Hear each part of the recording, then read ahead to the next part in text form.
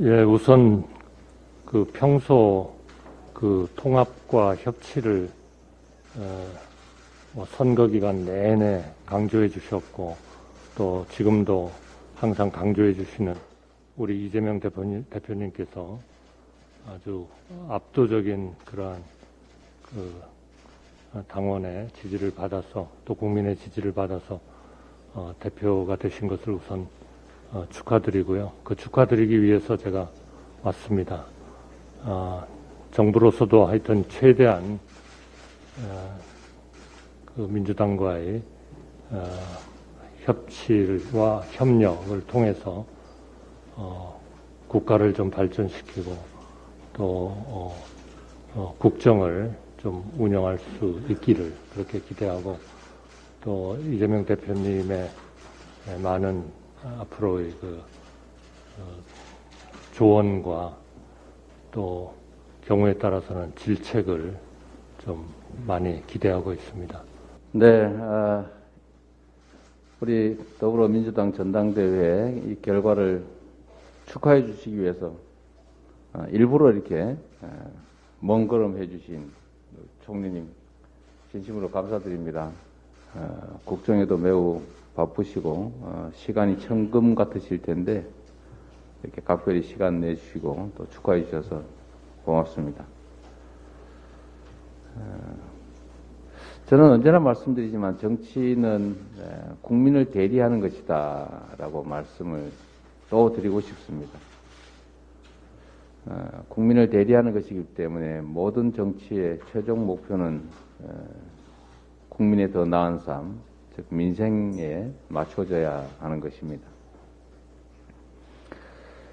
그리고 모든 정치인들이 또는 정치 집단이 또 정부가 행사하는 권한은 다 국민으로부터 온 것이기 때문에 그 권한을 행사하는 데 있어서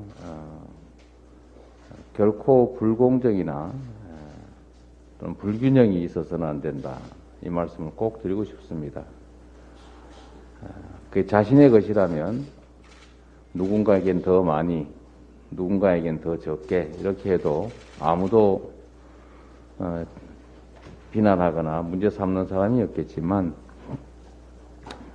대리인으로서 주권자의 권한을 대신 행사하는 것이라면 마땅히 공정과 균형이 정말로 중요한 기준이 되어야 된다. 이 말씀을 드리고 싶습니다. 권한 행사에 있어서 반드시 합리적 기준에 의해서 타당하게 공정하게 권한 행사를 하고 있는지 이 국정을 총괄하시는 총리님 입장에서 반드시 좀 챙겨보시기를 권유드립니다. 권한이란 잠시 보관하고 있는 위임받은 남의 것이지 내 것이 아니다. 이 생각을 꼭 해주시기를 당부드립니다. 또 한 가지는 우리가 국민들의 위임을 받아서 또는 국민들께서 직접 합의한 헌법 또는 법률에 부합하게 국정이 이루어져야 된다라는 점을 다시 한번 좀 말씀드리고 싶습니다. 잘 하시고 계시리라고 보지만 혹여라도 헌법과 법률에 어긋나는 점들이 없는지를 일상적으로 잘 살피시는 것이 그 국민과 주권자에 대한 책임이지 않냐 이런 생각을 합니다. 워낙 경륜도 뛰어나시고 또 경험도 많으시고 또 실력도 출중하신 총리님께서 잘 챙겨주시리라고 믿고요.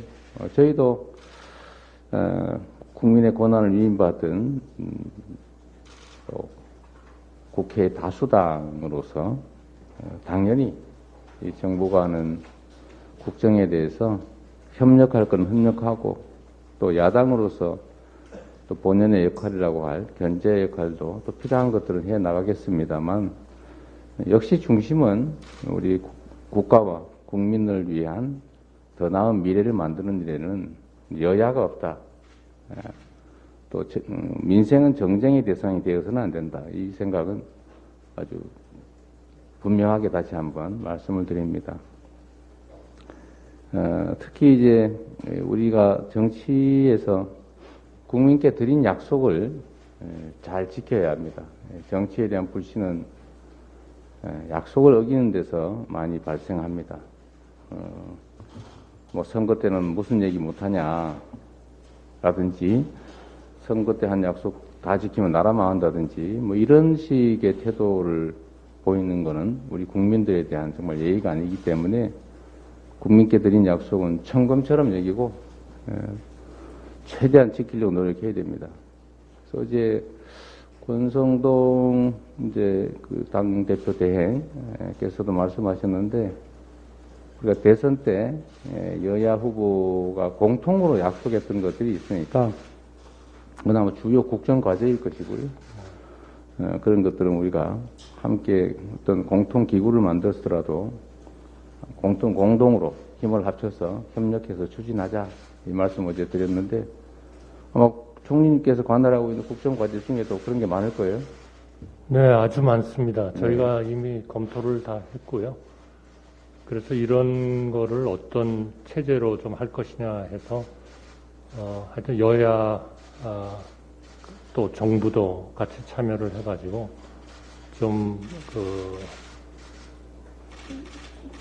맨 위에서는 아마 대통령님과 또 여야 대표님들 이렇게 모여서 하는 거가 있고 총리와 여야 원내대표, 정책위 의장 이렇게 해가지고 적어도 총리하고 여야 원내대표, 정책위 의장이 참여하는 그 여야정 뭐 일종의 협의체라 할까요? 그런 기구는 적어도 정기적으로 만나고 또 과거에는 대개 이렇게 고위급 협의체만 있으니까 실질적으로 이렇게 평소에 확정되기 전이라도 여야 간에 이렇게 의견을 좀 교환하고 서로 좀 타진해보고 하는 게 안 됩니다. 그래서 이제는 거기에 좀 실무 협의체까지 만들어서 거의 상설적으로 좀 움직여보자 하는 거고요. 마침 뭐 대표님께서도 그런 말씀을 많이 하셨고 또 마침 국회에서도 국회의장께서 뭔가 그런 하여튼 협조를 해서 아까 방금 대표님께서 말씀하신 미래에는 여야가 없다 하는 것과 마찬가지로 정말 좀 해보자 하는 또 그런 생각을 또 의장님도 좀 가지고 계신 것 같습니다. 그래서 앞으로 이 모든 하여튼 그 하나의 체제를 갖춰서 좀 적극적으로 지금 대표님 말씀하신 여야 공통으로 가지고 있는 과제들은 빨리빨리 좀 진행을 했으면 좋겠다는 생각을 가지고 있고 그렇게 또 협의를 계속 하도록 하겠습니다. 네. 아마 국정을 하시고 또 국민들께 드린 약속을 지키고 하려면 재정이 많이 필요하시죠? 네, 그렇습니다. 네, 뭐 언제나 살림을 하다 보면 쓸 때는 많고 그러다 보니까 이 예산이라고 하는 게 이제 선후 경중을 결정하는 거 아니겠습니까? 그렇습니다. 어떤 걸 먼저 할 거냐, 어떤 걸 더 중시할 거냐 하는 것인데 아마 이번에도 보니까 재정이 부족해서 예산을 많이 줄인 것 같아요. 줄인 것 같은데 그런데 이게 저는 좀 이해가 안 되는 게 그거 한번 살펴봐 주셨으면 좋겠는 게 예산이 부족하면 재정을 늘릴 생각을 좀 하는 게 저는 상식적인데 급하지도 않은 그 3천억 영업이익 초과되는 초대기업의 세금은 왜 깎아준다는 것인지 좀 이해가 좀 일단 안 되고요. 혹시 총장님 생각이 그러신 건 아니겠죠? 설마? 저도 좀 거기엔 동의를 했습니다. 죄송합니다. 왜냐하면 그 세계가 다 지금 이 법인세를 좀 낮추는 그런 쪽으로 가고 있고 전체 평균이 뭐 OECD 같은 경우에는 한 21%쯤 됩니다. 그런데 저희는 이제 법인세가 25%에 가 있기 때문에 조금 이거를 좀 하향 조정하는 게 그게 이제 서민들 그 임대주택, 영구 임대주택 짓는 예산을 줄여야 될 만큼 급한 일이었군요. 근데 이제 그렇게 하려고 보니까 결국은 지금 새로운 정부의 생각은 뭐 대표님도 그런 생각이시겠지만 좀 그 경제 활동의 또 상당 부분, 민간이 할 수 있는 부분은 좀 민간 쪽으로 넘기고 정부는 민간의 활동을 좀 지원하는 쪽으로 하자 하는 생각을 좀 가지고 네. 있고요. 그런 과정에서 보면 최근에 임대 아파트, 지금 방금 주택 말씀하셨는데 임대 아파트에 대한 좀 수요가 좀 좋지 않습니다. 네, 네. 사실은 이 수요를 늘려야 되겠고요. 그리고 동시에 이제 거기에 좀 그 수요 때문에 좀 줄일 수밖에 없는 상황은 저희는 가능한 한 좀 아니, 뭐 제가 분양적으로 예를 한번 들어본 거예요. 네. 근데 이 특정 사안에 대해서 논쟁을 하자는 건 아니고, 그 국정 운영의 이제 일반적 방향에 관한 이야기. 네, 네. 세금을 깎아주더라도 서민들 세금을 깎아주든지 해야지. 그 뭐 예를 들면 양도소득세, 주식 양도소득세 10억 이하만 면제하는 걸 계속 줄여왔잖아요. 그러다 갑자기 100억까지는 양도소득세를 면제해줘서 그분들한테 왜 세금을 깎아줘야 되는지 하는 점에 대해서 우리 국민들께서 의구심을 가지고 있다. 네. 그 돈으로 노인 일자리라도 더 만들어야지. 그런 거 깎아주느라고 예산 부족하다고 노인 일자리 예산 줄여서 우리 어르신들 종이 주스로 길에 다시 나가시게 하는 거나 이런 것은 좀 이해를 아마 국민들이 하시기 어려우실 것 같아요. 그래서 한번 말씀을 드린 겁니다. 국정 전체 전반 방향에 대해서 한번 좀 깊은 고려를 다시 한번 해주십사 부탁드리고 싶어요. 야당의 우리 존재 이유가 그런 거 아니겠습니까? 대표님 잘 아시다시피 네. 저희도 물론 서민 또 사회적으로 취약한 계층에 대해서 배려를 최대한 하려고 노력하는 게 정부의 방향이고요. 아까 방금 말씀하신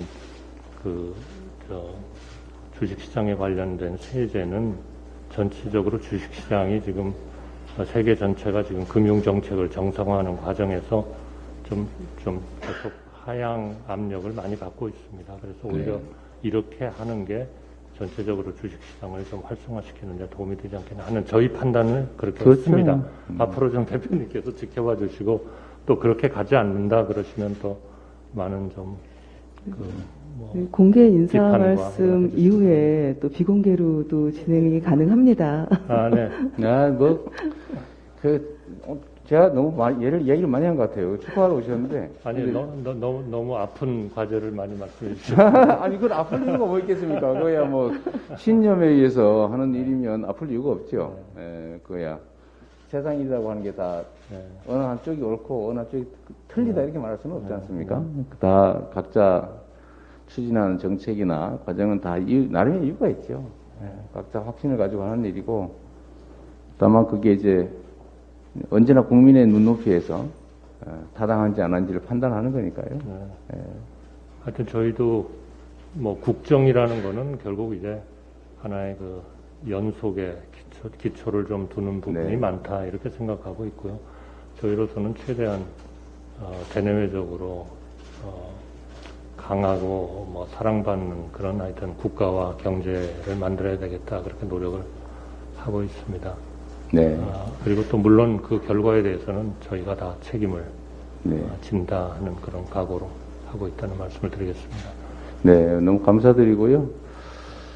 어쨌든 총리님, 이제, 사실 총리님께서는 우리 국민 5,200만 이 분들의 삶을 통째로 책임지고 계시지 않습니까? 현장에서.